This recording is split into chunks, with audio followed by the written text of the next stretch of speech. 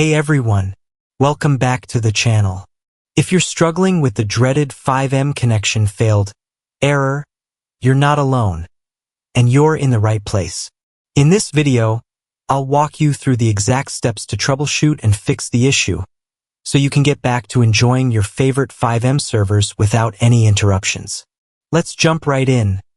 First is go to your settings and type run.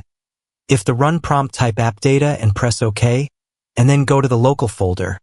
Scroll down and find FiveM. This is the default installation. Open the FiveM application.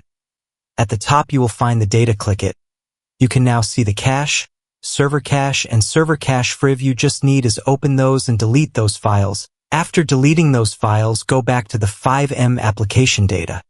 Here click the logs, open it and delete those files. After deleting, try to run your FiveM application. And that's it. Hopefully, one of these fixes helped solve the FiveM connection failed error for you. If you found this video helpful, don't forget to leave a like, comment with your questions or experiences, and subscribe for more quick tech fixes and gaming tutorials. Thanks for watching. See you in the next one.